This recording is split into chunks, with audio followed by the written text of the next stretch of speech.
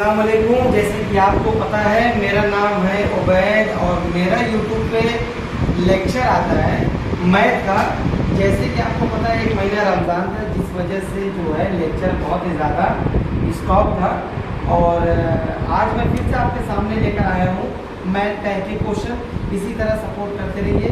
कोशिश करूँगा lecture daily जाए क्योंकि जो मेरी क्लासेस हैं मेरे अलावा यहाँ पर कोई टीचर नहीं है जिसे मैं इसलिए मैं अकेले मैनेज करता हूँ और इसी वजह से जो है लेक्चर नहीं जा पाता। एक मंथ बाद मैथ का लेक्चर जा रहा है एक्सरसाइज 3.1 का क्वेश्चन नंबर 5 का। पहले आइए सॉल्व करके फिर आपको बताते हैं कैसा रहा क्वेश्चन। तो सबसे पहली बात, half the perimeter of a rectangular garden whose length is 4 meter more than its width, it's 36 meter. Find the dimension of the garden. तो चलिए सबसे पहली बात मैं आपको बता रहा हूँ कि हमें गार्डन का x मानना पड़ेगा लेंथ और ब्रेथ मानना पड़ेगा y। तो आइए मानते हैं सॉल्यूशन लेंथ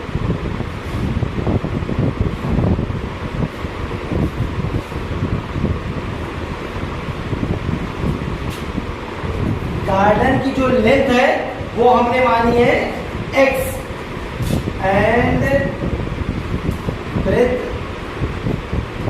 ब्रेथ हमने मानी है ब्रेथ गार्डन की जो हमने मानी है वो है y।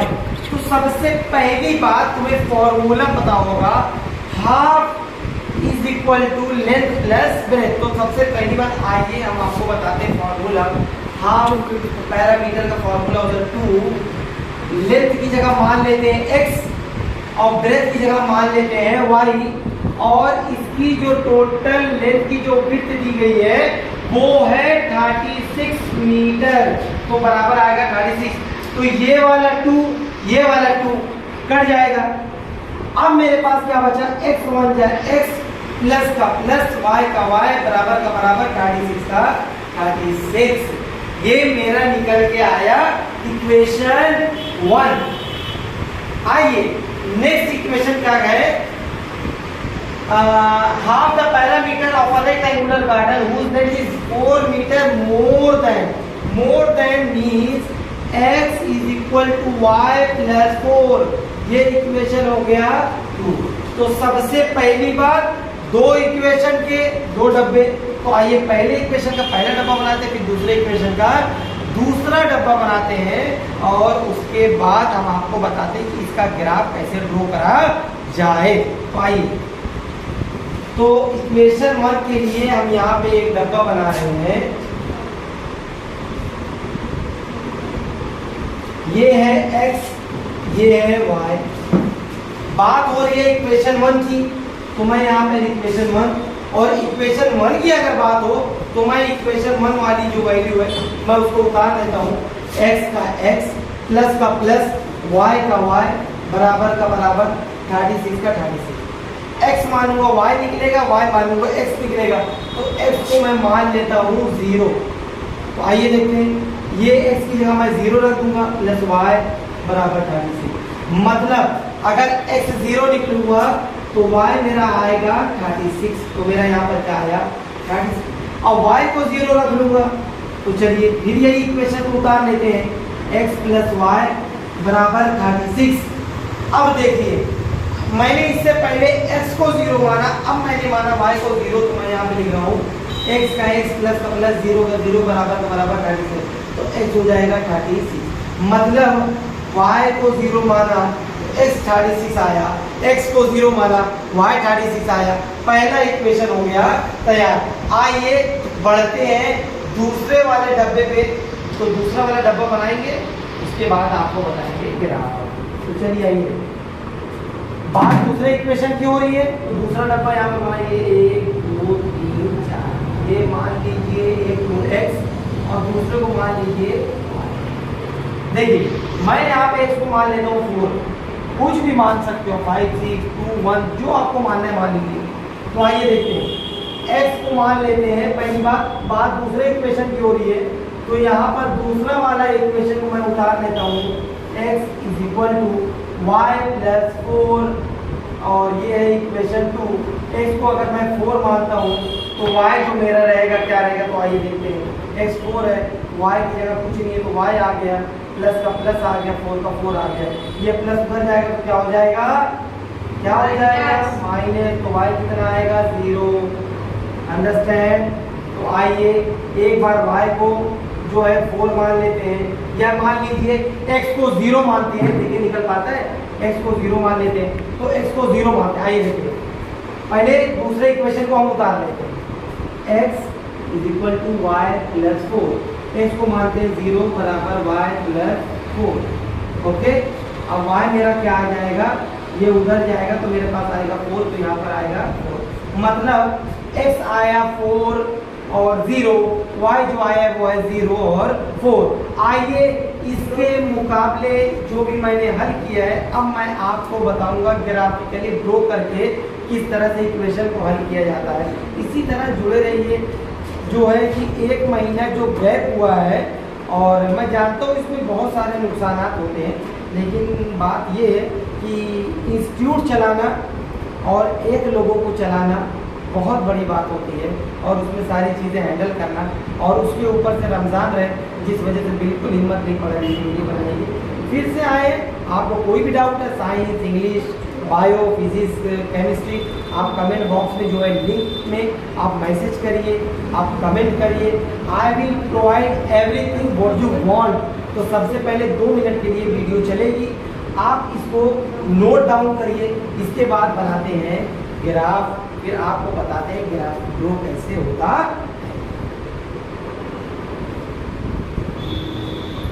चलिए, जैसे मैं कि मैं आपको बताना चाहता था ग्राफ ड्रॉ करके, तो मैंने क्वेश्चन 5 को किया था, अब मैं उसका ग्राफ बता रहा हूँ।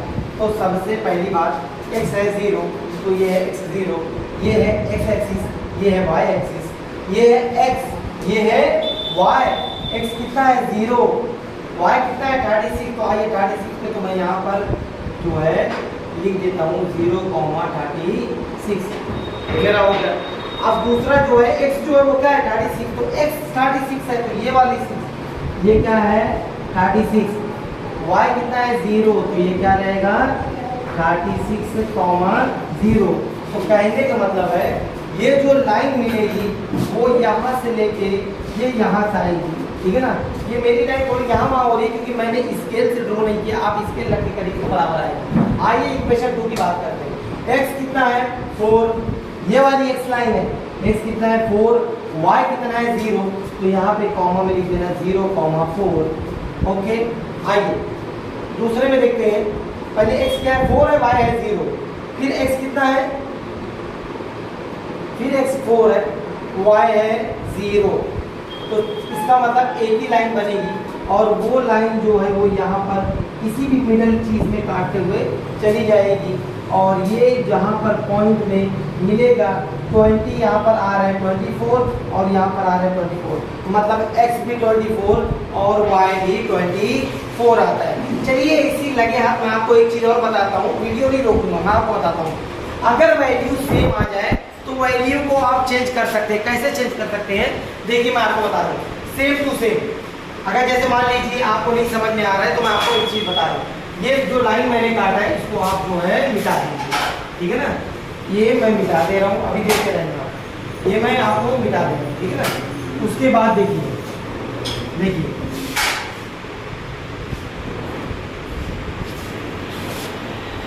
मैंने यहाँ पर 4040 सेम आ गया है, इसको थोड़ा सा अलग करते हैं। x equal to y plus 4 है, मैं y को मान लेता हूँ, कोई भी वैल्यू को मान लेता हूँ, मैं मान लेता हूँ यहाँ पर 8, क्या मान लेता हूँ, कोई भी 6 भी मान लो, 7 मान लो, 8 मान लो, मैं 8 मान लेता हूँ। अगर मैं y को 8 मानता हूँ तो मेरा x कितना निकलेगा, तो y को मैंने क्या माना 8 माना, तो प्लस 4, तो x कितना निकलेगा 8 4 12, तो यहाँ पर आ गया 12। अभी मेरी वैल्यू अलग हो जाएगी, होगी कि नहीं होगी, क्योंकि पहले सेम थी, अब अलग क्यों होगी, आइए देखते हैं। x कितना है 0, y कितना है 36, तो 0 36 ये तो हो गया। y कितना है 36, तो y एक मिनट, x जो है 0 y, अब बताओ x जो है वो 36 है, तो x क्या है यहाँ पर 36 है, कॉमा 0 वाली लाइन है तो 0 है। चलिए पहले ये वाली लाइन को मैं आराम से मिलाता हूँ, ठीक है ना। पहला वाला इक्वेशन हल हो गया। बात करते हैं दूसरे इक्वेशन की। पहले सेम था, वो भी सही था, लेकिन वैल्यू जब सेम रहे तो थोड़ा सा बदलाव कर दो। x कितना है 4 है, x कितना है 4 है, तो यहाँ की बात हो रही है, तो x कितना है 4 है, y कितना है 0 है, तो यहाँ पर आएगा क्या आएगा 4 और 0, मतलब 4,0 आएगा। ओके, x कितना है 12, चलिए x कितना है 12, हाँ y कितना है 8, तो देखिए यहाँ पर आ रहा है y कितना है, ये यहाँ पे 12, देखो x कितना है 12 है, ध्यान से देखना, x जो है वो 12 है और y जो है वो 8 है, तो जो y वाली लाइन जाती है इसको हम बोलते हैं y एक्सिस और इसको हम कहते हैं x एक्सिस, और जो हमारी y और x टकराती है वही हमारी जो मेन वैल्यू रहती है।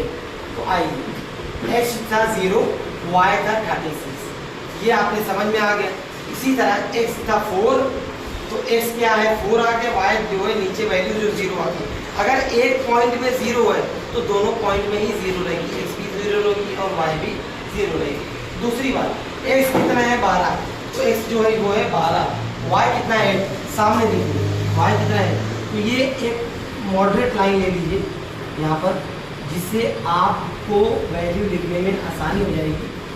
8 और 12, अब ये जो है लाइन इससे टकराते हुए जाएगी, तो ये जो मिडल पॉइंट बना है आपका, तो जो पहली बात जो मिडल पॉइंट बना है उसमें जो y आ रहा है, यहाँ से सेंटर ऑफ मास देखिए y कितना आ रहा है 24, x कितना आ रहा है